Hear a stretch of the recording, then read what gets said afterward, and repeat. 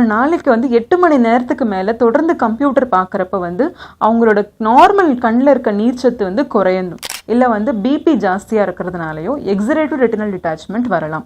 50% of the cataract surgery வந்து லேசரே பண்ணிடும். மீதி 50% வந்து நம்ம சர்ஜன் வந்து அசிஸ்டன்ஸோடு நம்ம வந்து கம்ப்ளீட் பண்ண முடியும்.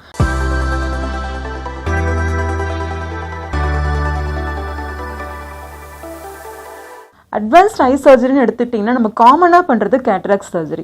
ஸோ கேட்ராக்ட் சர்ஜரிக்கு வந்து அட்வான்ஸ்டாக வந்து நம்ம சூச்சர்லெஸ் 2 மில்லிமீட்டர் இன்சிஷனில் வந்து ஃபேக்கோ எமல்சிஃபிகேஷன் அப்படிங்கிற ப்ரொசீஜர் பண்ணுறோம். அது ரொம்ப முக்கியமான விஷயம்.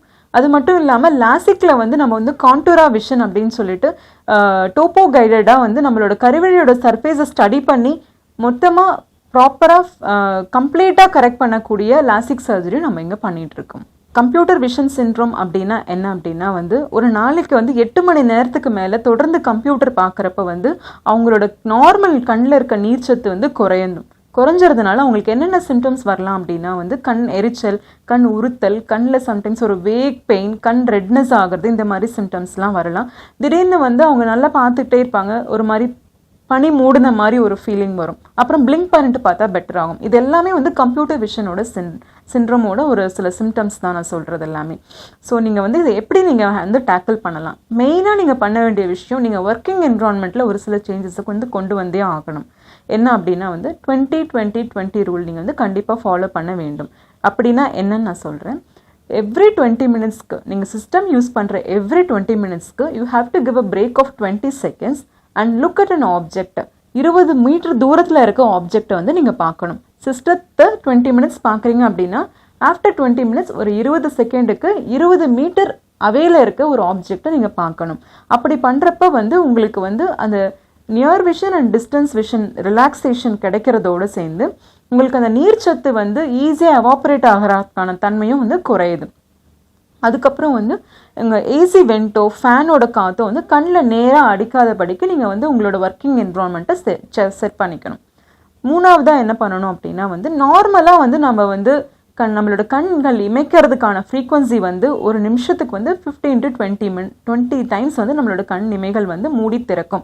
அப்படி திறக்கிறப்போ வந்து நம்மளோட நீர்ச்சத்து வந்து சர்க்குலேஷன் வந்து நல்லா இருக்கும். நீங்கள் கம்ப்யூட்டர் பார்க்குறப்போ வந்து கண் திறந்தே வைத்திருக்கிறதுக்கான சான்சஸ் வந்து நிறைய இருக்குது. ஸோ அப்போ வந்து conscious blinking is also very important in computer vision syndrome.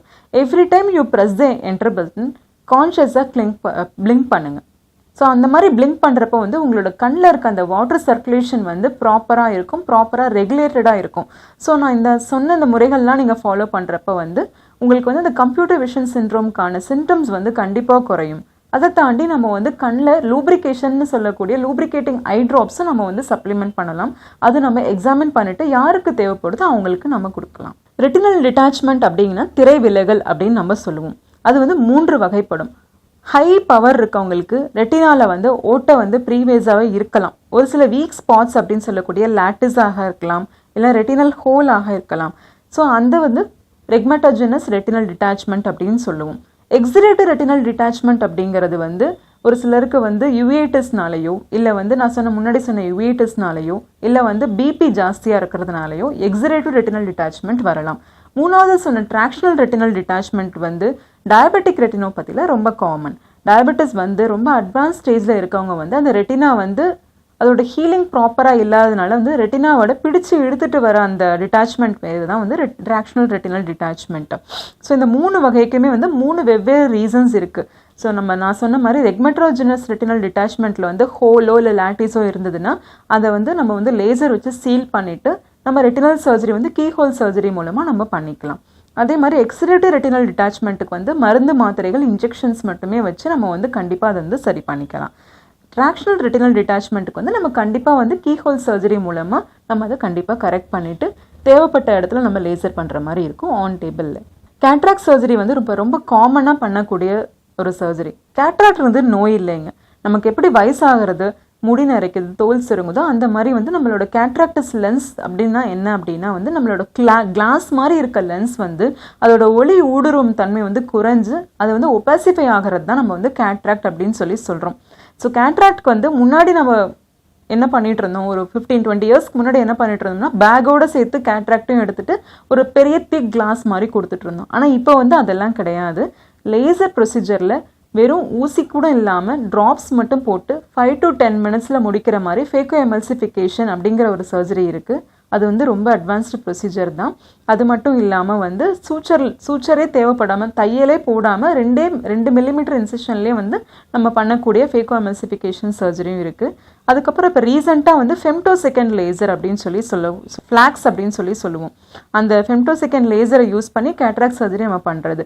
50% of the cataract surgery வந்து லேசரே பண்ணிடும். மீதி 50% வந்து நம்ம சர்ஜன் வந்து அசிஸ்டன்ஸோடு நம்ம வந்து கம்ப்ளீட் பண்ண முடியும். அதுவும் வந்து இப்போ ஒன் ஆஃப் த ரீசன்ட் அட்வான்சஸாக இருக்குங்க. காண்டாக்ட் லென்ஸ் வந்து நம்ம வந்து மெயினாக வந்து ரிஃப்ராக்டிவ் எரர், அதாவது மைனஸ் பவரோ ப்ளஸ் பவரோ இருக்கவங்களுக்கு வந்து கண்ணாடி போட வேணாம் அப்படின்ற அவங்களுக்கு தேவை இருக்குது, எனக்கு கண்ணாடி வேண்டாம், ஒரு அக்கேஷனுக்காக இருக்கலாம், இல்லை அவங்க ப்ரொஃபஷனுக்காக இருக்கலாம், இல்லை அவங்களோட தேவைகளுக்காக பர்சனல் நீட்ஸ்க்காக இருக்கலாம். அப்படின்றப்ப வந்து அவங்களுக்கு வந்து காண்டாக்ட் லென்ஸ் வந்து போடுறதை பற்றி நம்ம வந்து அட்வைஸ் பண்ணலாம். ஆனால் காண்டாக்ட் லென்ஸ் போடுறப்ப வந்து மெயினாக வந்து அந்த ஃபிட்டிங் கரெக்டாக இருக்கா அப்படின்றது நம்ம வந்து மிஷினில் ஒரு வாட்டி வச்சு பார்க்கணும். அது மட்டும் இல்லாமல் அவங்க லிட் ஹைஜீனும் ஹேண்ட் ஹைஜீனும் ரொம்ப முக்கியம் காண்டாக்ட் லென்ஸ் போடுறப்ப. இல்லைனா வந்து காண்டாக்ட் லென்ஸ் வந்து ஹைஜீன் ஒழுங்காக ஃபாலோ பண்ணாமல் நீங்கள் போடுறப்ப வந்து இன்ஃபெக்ஷன் வர வாய்ப்பு இருக்குது. காண்டாக்ட் லென்ஸ் நீங்கள் போட்டுகிட்டே தூங்கவும் கூடாது. ஒரு நாளைக்கு 8 மணி நேரத்துக்கு மேலே கண்டிப்பாக போடுறதை அவாய்ட் பண்ணணும்.